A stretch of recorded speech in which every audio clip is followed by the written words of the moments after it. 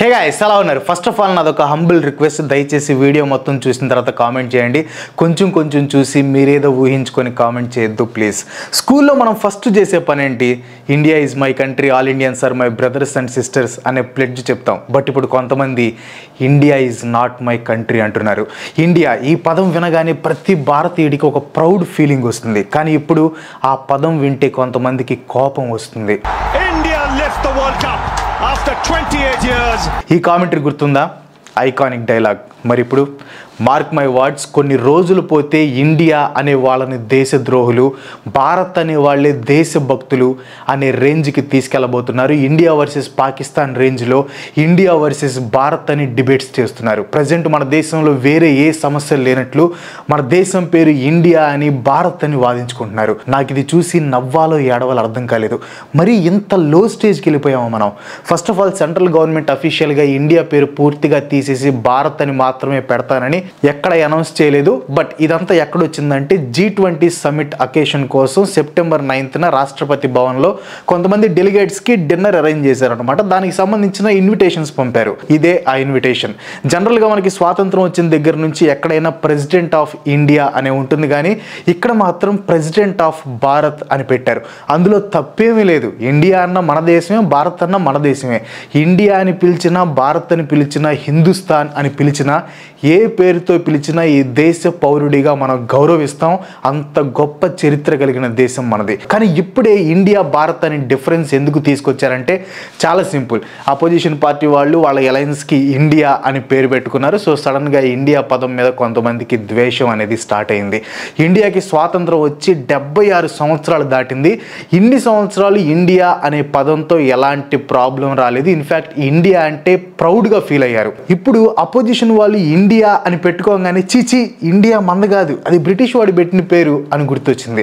కానీ ఇక్కడ comedy and కొంతమంది సో కాల్డ్ ప్రెజెంట్ జనరేషన్ చరిత్రకారులు, వాట్సాప్ యూనివర్సిటీలో PhD పట్టా పొందిన కొంతమంది సో కాల్డ్ మేధావులకి తెలియని విషయం ఏంటంటే ఇండియా అనే పేరు బ్రిటిష్ వాళ్ళు పెట్టింది కాదు. Note this point. ఇండియా అనే పేరు బ్రిటిష్ వాళ్ళు కనిపెట్టింది కాదు. బ్రిటిష్ ఎంపైర్ స్టార్ట్ అవ్వక ముందు నుంచే ఉంది. ఇండియా అనే పేరు క్రీస్తు పూర్వం 5వ శతాబ్దం నుంచి ఉంది. హెరోడోటస్ అనే గ్రీక్ హిస్టోరియన్ అండ్ జాగ్రఫర్, ఈయన్ని ది ఫాదర్ ఆఫ్ హిస్టరీ అని కూడా పిలుస్తారు. ఈయన ఇండియన్ జాగ్రఫీ అండ్ పీపుల్ గురించి రాశాడు అనమాట. హెరోడోటస్ ది హిస్టరీస్ అని ఈయన బుక్స్ ఉంటాయి. వాటిల్లో బుక్ నెంబర్ 3 చాప్టర్ 89 106లో చూస్తే మొత్తం ఇండియా గురించే ఉంటుంది. మీకు కావాలంటే ఆ డిజిటల్ లైబ్రరీ లింక్ నేను డిస్క్రిప్షన్లో ఇస్తాను. ఇంట్రెస్ట్ ఉంటే ఒకసారి చూడండి. ఆయన ఇండియా గురించి కరెక్ట్గా చెప్పాడా తప్పు చెప్పాడా అనేది సెకండరీ. ఇక్కడ మన మెయిన్ పాయింట్ ఏంటంటే దేశాన్ని ఇండియా అని మెన్షన్ చేశాడు. ఇప్పుడు కొంతమంది బ్రో అది ట్రాన్స్లేషన్ చేశారు అందుకే ఇండియా అని రాశారు అనే ప్రమాదం కూడా ఉంది. ఇప్పుడు మీకు హెరోడోటస్ వరల్డ్ మ్యాప్ చూపిస్తాను, ఒకసారి చూడండి. ఇది హెరోడోటస్ ఊహించుకున్న ప్రపంచ పటం. ఇక్కడ మీరు జూమ్ చేసి చూడండి, మీకు ఇండియన్స్ అని కనిపిస్తుంది. వన్స్ అగైన్ మ్యాప్ కరెక్టా కాదా అనేది పాయింట్ కాదు, ఇక్కడ ఇండియా అని మెన్షన్ చేశాడా లేదా. మీకు ఇంకో ప్రూఫ్ చూపిస్తాను చూడండి. ఎరతోస్తనీస్ అని గ్రీక్ మ్యాథమెటిషియన్ అండ్ జాగ్రఫర్ ఉన్నాడు. ఈయన క్రీస్తు పూర్వం 220 సంవత్సరాలకి చెందినవాడు అనమాట. ఆయన ఊహించుకున్న వరల్డ్ మ్యాప్ ఇది. అగైన్ మ్యాప్ తప్ప రైట్ అనేది పక్కన పెట్టండి. ఇక్కడ మీరు చూడొచ్చు హర్యానా పక్కన ఇండియా ఉంది. ఇక్కడ మీకు ఇంకో డౌట్ రావచ్చు, అసలు వీళ్ళు మ్యాప్స్ ఎలా ప్రిపేర్ చేస్తారని. అది చాలా పెద్ద టాపిక్ అనమాట, ఇప్పుడు చెప్పడం కష్టం అండ్ అది అవుట్ ఆఫ్ కాంటెక్స్ట్ కూడా. అండ్ ఇతను ఈ మ్యాప్ ఎలా గీసారంటే ఆ మ్యాప్ ఇది ఇండియా అని ఎలా ఊహించుకున్నాడు అనేది మీకు వీడియోలో ముందు కూడా తెలిసింది. చూడండి, ఇండియా అనే పదం క్రీస్తు పూర్వం 200-500 సంవత్సరాల క్రితమే ఉంది. ఇలాంటి హిస్టారికల్ ప్రూఫ్స్ నేను ఇంకా చూపించగలను. 200 సంవత్సరాల నుండి మన దేశానికి ఇండియా అనే పేరు అఫీషియల్గా వాడుకలోకి వచ్చింది. అంతేగాని అది బ్రిటిష్ వాళ్ళు సొంతగా కనిపెట్టి మనకిచ్చిన పేరు కాదు. కొంతమంది కేవలం సొంత లాభాల కోసం భారతీయుల మధ్య చిచ్చు పెట్టడానికి ఇండియా అనే పేరు బ్రిటిష్ వాడిచ్చిందని తప్పుడు ప్రచారం చేస్తున్నారు. అసలు ఇండియా, భారత్, ఇంకా ఇండియాకి చాలా పేర్లు ఉన్నాయి. ఈ పేర్లు ఎలా వచ్చాయో కూడా మీకు ఈ వీడియోలో ఇంకా డీటెయిల్డ్గా చెప్తాను. బట్ చూడండి, మన దేశం పేరు ఇండియానా భారత్ అని కొట్టుకుంటున్నాం అంటే ఇంతకంటే సిల్లీ థింగ్ వేరే ఏమైనా ఉంటుందో చెప్పండి. జనాల్ని విడగొట్టడానికి తప్ప దీనివల్ల దేశానికి ఉపయోగం ఏమైనా ఉందా? India is Bharat, Bharat is India. ఇన్ని రోజులు I'm proud to be an Indian అని చెప్పుకున్నాం. సడన్గా ప్రౌడ్నెస్ ఏమైంది? ఇది ఫూలిష్నెస్ కాదా? సోషల్ మీడియాలో కొంతమంది అపర మేధావులు ఇంక నుంచి మన దేశం పేరు ఇండియా నుంచి భారత్ అని మార్చేస్తున్నాం అంటున్నారు. మీరు మార్చేది ఏంట్రా? ఆల్రెడీ భారత్ అని ఎప్పటి నుంచో ఉంది కదా. ఇండియా, భారత్ అనే పేర్లు మనకి ఎప్పటి నుంచో ఉన్నాయి. ప్రజల బ్రతుకులు మార్చండియా అంటే పేర్లు మారుస్తామంటారు ఏంది? ఇప్పుడు కొంతమంది నన్ను వచ్చి వీడి యాంటీ ఇండియన్ అంటారేమో. కాదు, ఇప్పుడు యాంటీ భారత్ అనొచ్చు. ప్రజెంట్ ఒక సగటు భారతీయుడు ఈ న్యూస్లు చూసి ఏం ఆలోచిస్తున్నాడు తెలుసా? ఇప్పుడు భారత్ అనే పేరు ఇండియన్ రీప్లేస్ చేస్తే రేపు మన డాక్యుమెంట్స్లో ఆ పేరు మార్చుకోవడానికి ఎంతసేపు క్యూలో నిలబడాలి, ఎన్ని ప్రాసెస్లు చేయాలి, ఎంత డబ్బు ఖర్చు అవుతుంది తలుచుకుంటేనే భయం వేస్తుంది. ఇండియన్ కాన్స్టిట్యూషన్ ఆర్టికల్ 1లో ఏముందో ఒకసారి క్లియర్గా చూడండి. India that is Bharat. నాతో పాటు రిపీట్ చేయండి. India that is Bharat, union of states. ఆ రోజు కాన్స్టిట్యూయెంట్ అసెంబ్లీలో ఏ పేరు పెట్టాలని పెద్ద డిబేట్ జరిగింది.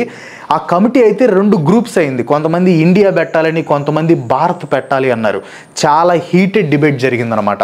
ఫైనల్గా ఆ 2 పేర్లు పెట్టాలని కాన్స్టిట్యూయెంట్ అసెంబ్లీ డిసైడ్ చేసింది. ఆ 2 పేర్లు పెట్టడం మన సమగ్రత మరియు సార్వభౌమాధికారానికి ప్రతీక. ఆల్రెడీ ఇండియాకి భారత్ అని పేరుంది, మళ్ళీ దాన్ని రీనేమ్ చేయాల్సిన అవసరం ఏముంది? ఓన్లీ ఇంగ్లీష్లో మాత్రమే మనం ఇండియా అని పిలుస్తాం. చాలా ఇండియన్ లాంగ్వేజెస్లో మన దేశాన్ని భారత్ అని పిలుస్తారు. మీ దగ్గర కరెన్సీ నోట్ ఉంటే ఒకసారి చూడండి. ఇక్కడ రిజర్వ్ బ్యాంక్ ఆఫ్ ఇండియా అని ఉంటుంది, పక్కనే భారతీయ రిజర్వ్ బ్యాంక్ అని ఉంటుంది. దేనికైనా ఒక పద్ధతి ఉంటుంది. మెజారిటీ ఉంది కదా, ఏదైనా చేసేస్తామంటే అది దేశానికి మంచిది కాదు. ఫస్ట్ ఆఫ్ ఆల్ ఒక రోడ్డు పేరు, ఊరి పేరు మార్చినంత ఈజీ కాదు దేశం పేరు మార్చేయటం. అఫ్ కోర్స్ కొన్ని దేశాలు వాటి పేరును మార్చుకున్నాయి. ఫర్ ఎగ్జాంపుల్ శ్రీలంక పేరు ఇంతకుముందు సిలోన్ అని ఉండేది, మయన్మార్ పేరు బర్మా అని ఉండేది, టర్కీ వచ్చేసి తుర్కియా అయింది, అండ్ నెదర్లాండ్స్ ఇంతకుముందు హోలాండ్ అనేవాళ్ళు. ఇలా కొన్ని దేశాలు వాటి పేరుని మార్చుకున్నాయి. అవి మార్చుకోవడానికి వాళ్ళకి వేరే రీజన్స్ ఉన్నాయి. బట్ మన దేశం డిఫరెంట్. దీంట్లో చాలా కాంప్లెక్స్ ఫ్యాక్టర్స్ ఇన్వాల్వ్ అయ్యి ఉంటాయి. ఉన్న పలంగా మన రాజ్యాంగంలో ఇండియా అని పేరు తీసేసి ఓన్లీ భారత్ అని పేరు మాత్రమే పెడితే వచ్చే కాంప్లికేషన్స్ ఏంటో ఇప్పుడు ఒకసారి చూద్దాం. ఫస్ట్ వన్ వచ్చేసి హిస్టారికల్ కంటిన్యూటీ. ఇండియా అనే పేరు వందల సంవత్సరాలుగా వాడుకలో ఉంది అండ్ అది ఇంటర్నేషనల్లీ రికగ్నైజ్డ్. వేరే కంట్రీస్ మనల్ని ఇండియాగానే గుర్తిస్తున్నాయి. ఉన్నట్లుండి పేరు తీసేస్తే diplomatic relations, international affairs, trade రిలేషన్స్లో చాలా కన్ఫ్యూజన్స్ వస్తాయి. ఫర్ ఎగ్జాంపుల్ ఇది చూడండి, visit of the prime minister of Bharat బాగానే ఉంది, కానీ ఇక్కడ మీరు కింద చూస్తే 20th Asian and India summit. So అక్కడేమో భారత్ అని మెన్షన్ చేశారు, ఇక్కడ ఏమో ఇండియా అని ఉంది. సో ఇలాంటి కాంప్లికేషన్స్ కొన్ని వస్తాయి అనమాట. జస్ట్ ఇది ఒక ఎగ్జాంపులే, ఇంకా చాలా భయంకరమైన కన్ఫ్యూజన్స్ వస్తాయి. అండ్ సెకండ్ వన్ వచ్చేసి ఇండియాని యూనిటీ ఇన్ డైవర్సిటీ అంటాం. ఇక్కడ డిఫరెంట్ లాంగ్వేజెస్, డిఫరెంట్ కల్చర్స్ ఉంటాయి. ఇక్కడ భారత్ అనేది Hindi word, of course Sanskrit నుంచి డెరైవ్ చేశారు అనుకోండి. తెలుగులో భారతదేశం అంటాం, తమిళ్లో ఇండియా అంటారు, కర్ణాటకలో భారత అంటారు, మలయాళంలో ఇంతియా, ఇలా డిఫరెంట్ నేమ్స్తో పిలుస్తారు. ఓన్లీ భారత్ అని ఉంటే ఆబ్వియస్గా హిందీ మాట్లాడే వాళ్ళకి ఫేవర్ చేసినట్లు ఉంటుంది, మిగతా భాషల వాళ్ళని పరాయి వాళ్ళని చేసినట్టు ఉంటుంది. అసలే సౌత్ స్టేట్స్ మీద హిందీ లాంగ్వేజ్ని ఇంపోజ్ చేసే ప్రయత్నం ఎప్పటి నుంచో జరుగుతుంది. ఇలా చేస్తే హిందీని మన మీద రుద్దుతున్నారు అనే భావన ఇంకా ఎక్కువ అయ్యే ప్రమాదం ఉంది అండ్ ఇంకా వ్యతిరేకత వస్తుంది. అండ్ థర్డ్ వన్ వచ్చేసి government of India, ISRO, LIC, Indian railways, SBI, IOCL, Indian army, Indian navy, Indian post, AIIMS, union bank of India, steel authority of India, Indian airlines, IIT, IIM, IPS, IAS, ఇంకా చాలా India పేరుతో ముడిపడి ఉన్నాయి. ఇప్పుడు అవన్నీ మార్చాలంటే అసలు సాధ్యమయ్యే పనేనా? ఎంత టైం అండి, ఎంత ఖర్చుతో కూడుకున్న పని. దేశంలో ఇన్ని ప్రాబ్లమ్స్ ఉంటే ఇప్పుడు మనకి కొత్త ప్రాబ్లం అవసరమా చెప్పండి? అండ్ ఫోర్త్ వన్ వచ్చేసి లీగల్ డాక్యుమెంట్స్, కరెన్సీ, పాస్పోర్ట్, ఇంకా ఇలాంటి డాక్యుమెంట్స్ అన్నిట్లో పేరు మార్చాలి అంటే ఎంత ఖర్చు అవుతుంది, జనాల టైం ఎంత వేస్ట్ అవుతుంది, ఇంటర్నేషనల్ రిలేటెడ్ డాక్యుమెంట్స్లో కూడా మార్చాల్సి వస్తుంది. ఇదంతా ప్రాక్టికల్గా పాసిబుల్ అయ్యే పనేనా చెప్పండి? అండ్ ఫిఫ్త్ వన్ వచ్చేసి ఇండియా అనేది మన దేశానికి ఒక బ్రాండ్ నేమ్. ఫర్ ఎగ్జాంపుల్ ఈ మొబైల్ ఉంది, ఇది Samsung Galaxy S22 ultra, Samsung company వాళ్ళది. అండ్ వాళ్ళు డిఫరెంట్ మోడల్స్ తయారు చేస్తారు, డిఫరెంట్ కలర్స్ మారుస్తారు. ఎన్ని మార్చినా మాత్రం పేరు మార్చరు, ఎందుకంటే అదొక బ్రాండ్. అలాగే ప్రపంచ దేశాల్లో ఇండియా అనేది ఒక బ్రాండ్. అది బ్రిటిష్ వాడు వచ్చి డెవలప్ చేసిన బ్రాండ్ కాదు, వాడికంటే కొన్ని వేల సంవత్సరాల నుంచి ఉన్న బ్రాండ్ ఇది. ఆ బ్రాండ్ పేరు తీసేస్తే మనకి నష్టం తప్ప వచ్చే లాభం ఏముంది? భారత్ అనే పేరుకి వేల సంవత్సరాల చరిత్ర ఉంది. At the same time India అనే పేరుకు కూడా చరిత్ర ఉంది. ఒక్కసారిగా చరిత్రని మార్చేస్తామంటే సాధ్యపడుతుందా? ఇవన్నీ political stunts. Opposition party India అని పేరు పెట్టుకుంది కాబట్టి ఈ ఇష్యూని తీసుకొచ్చారు. ఆబ్వియస్గా వీళ్ళకి ఓన్లీ వాట్సాప్ నాలెడ్జ్ మాత్రమే ఉంటుంది కాబట్టి ఇది బ్రిటిష్ కలోనియల్ పేరు, మనది కాదు అని తప్పుడు ప్రచారం చేస్తున్నారు. ఇండియా తీసేసి భారత్ అని పెట్టినంత మాత్రాన మన బ్రతుకులు ఏమీ మారవు. సరే, ఇప్పుడు మనం భారత్ అని పెట్టేసుకున్నాం, చైనాని దాటేస్తావా, అమెరికాని దాటేస్తావా? ఏదో జనాల్లో ఎమోషన్స్ని రెచ్చగొట్టేసి దాని ద్వారా పొలిటికల్ గెయిన్స్ పొందాలి అనే ఆలోచన తప్ప దేశానికి ఎటువంటి ఉపయోగం లేదు.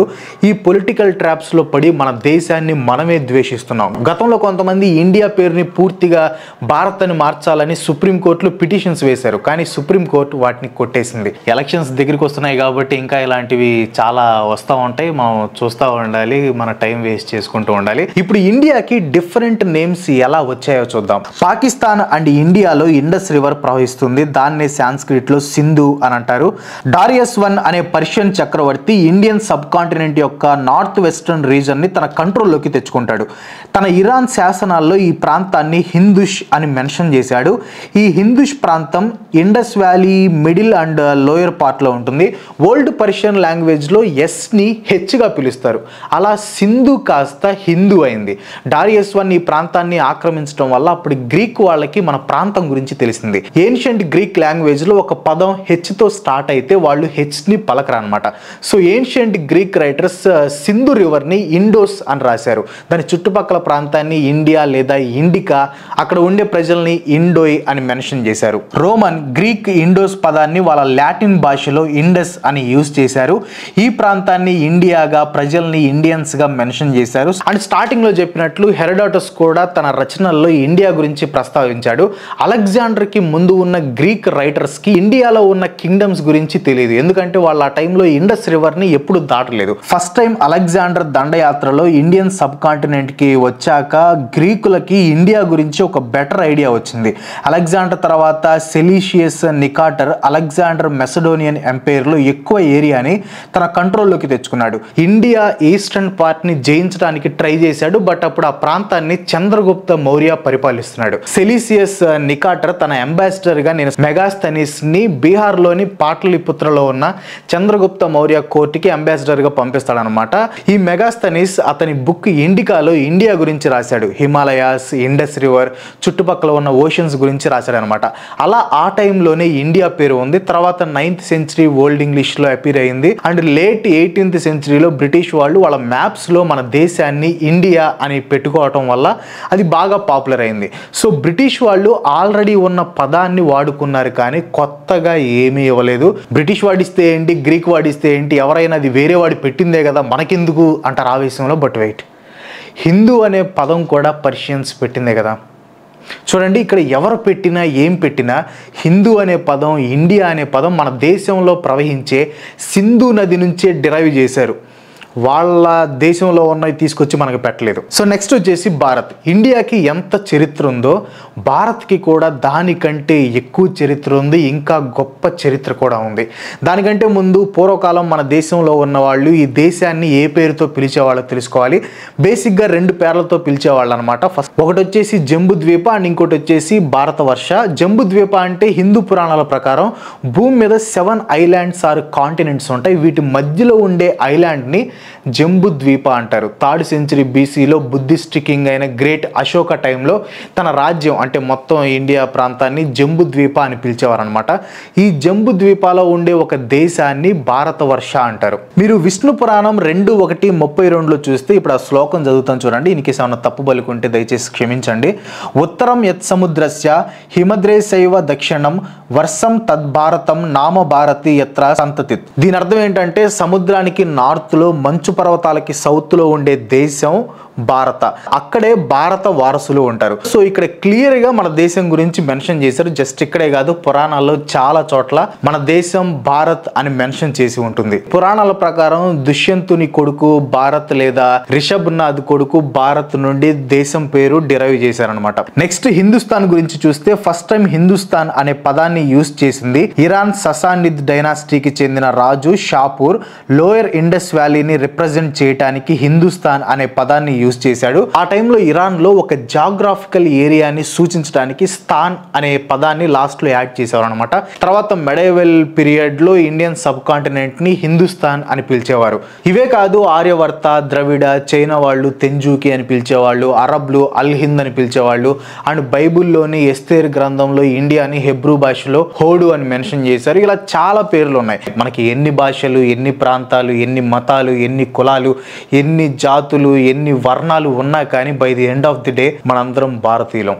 మనకి ఎన్ని కుల మత భేదాలు ఉన్నా కూడా మనంతా యూనిటీగా ఉంటాం కాబట్టి India is unity and diversity అంటారు. ఈ మతాల పేరుతో జనాలను విడగొట్టడం, కులాల పేరుతో విడగొట్టడం, భాషల పేరులతో, ప్రాంతాల పేరులతో, వర్ణాల పేరులతో, వీటన్నిటితో విడగొట్టడం పొలిటీషియన్స్కి కొత్త ఏమి కాదు.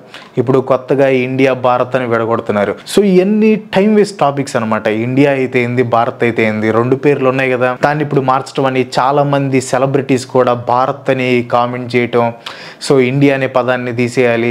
సో ఎన్ని టైం వేస్ట్ డిస్కషన్స్ అనమాట. మన దేశంలో ఇవి కాకుండా చాలా రియల్ ఇష్యూస్ ఉన్నాయి. సో వాటి గురించి ఎవరు మాట్లాడకుండా ఇండియా ఉండాలి, భారత్ ఉండాలి. సో ఎందుకంటే సిల్లీ మరొకటి ఉండదు. ఇప్పుడు కొంతమంది నన్ను కింద కామెంట్లో కూడా తిట్టుండొచ్చు, ఎందుకంటే నేను ఇండియా భారత్ రెండు పేర్లు ఉండాలంటున్నాను కాబట్టి. సో వాళ్ళకి ఏంటంటే ఓన్లీ భారత్ ఉండాలి. దీని వెనక ఇంటెన్షన్స్ చాలా ఉంటాయి. ఇప్పుడు బయటికి రావన్నమాట, చిన్న చిన్నగా ప్రజలందరికీ తెలుస్తాయి. ఇప్పుడు నేను చెప్పినా కూడా ఎవరు అర్థం చేసుకునే పొజిషన్లో ఉండరు. So that's it guys. మీకు ఈ వీడియో ఇంపార్టెంట్ అనిపిస్తే ఖచ్చితంగా లైక్ చేసి మీ ఫ్రెండ్స్ అండ్ ఫ్యామిలీకి షేర్ చేయండి. మీరు ఇంకా మన ఛానల్కి సబ్స్క్రైబ్ కాకపోతే వెంటనే మన ఛానల్కి సబ్స్క్రైబ్ అయిపోండి. ఇంకో మంచి చర్చతో మళ్ళీ కలుసుకుందాం. అంతవరకు సెలవు. Bye bye.